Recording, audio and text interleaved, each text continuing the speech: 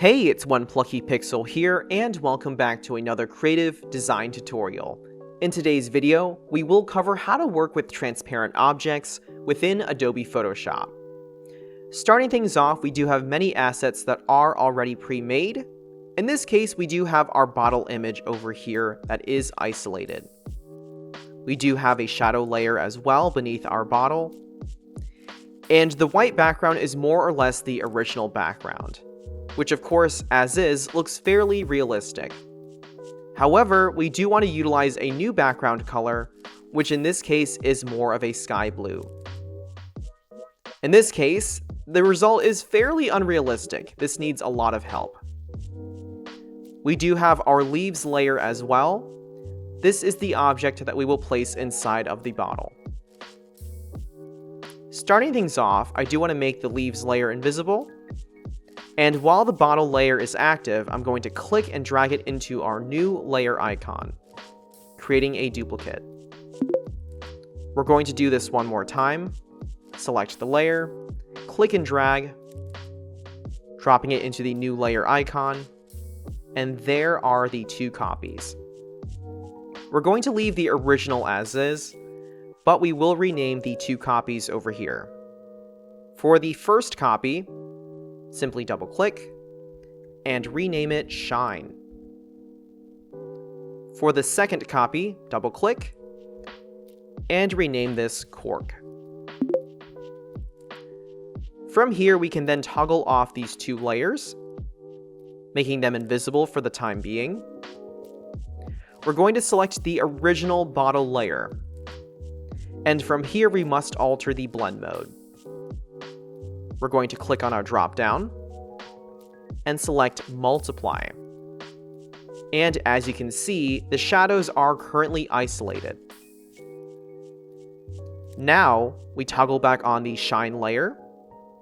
We're going to select the layer, right click, and select blending options. Now the area that we want to focus on is the blend if section. Ensure that blend if is set to gray, and from here on the current layer, we're going to click and drag the leftmost stopper. As you can see, as we bring it across, we can see the highlights start to isolate. For the time being, we're going to place it right about here. Now, hold Alt or Option on your keyboard, and select the bar over here in between the two stoppers. In doing so, we now have a new stopper. We're going to click and drag this all the way to the right, and now selecting the leftmost stopper, clicking and dragging once more.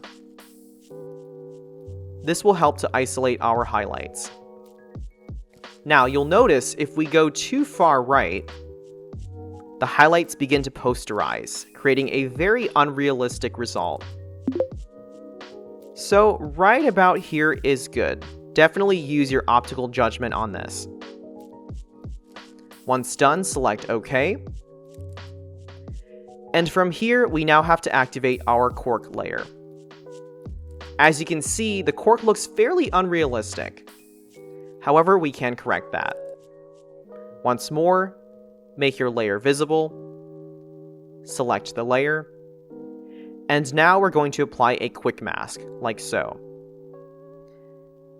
Now, simply using a regular brush with a black swatch, we're going to isolate the cork. All I'm doing is clicking and dragging my mouse, and just like that, we do have the cork isolated. Now all we have to do is reactivate our leaves layer. We're going to click the layer and drag it below all copies of the bottle, including the original. And just like that, we do have a fairly realistic result. Of course, there are many elements that you can control, however. For example, I do think the shine is a little too strong.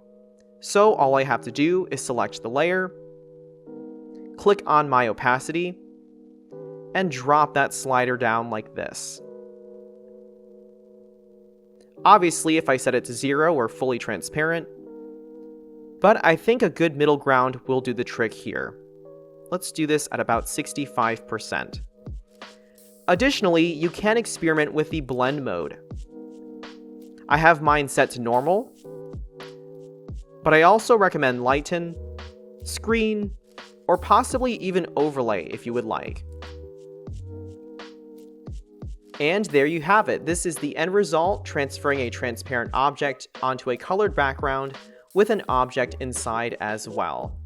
Of course, if you have any questions, please feel free to reach out in the comments section below, and I hope to see you in the next video. As always, thank you so much for watching.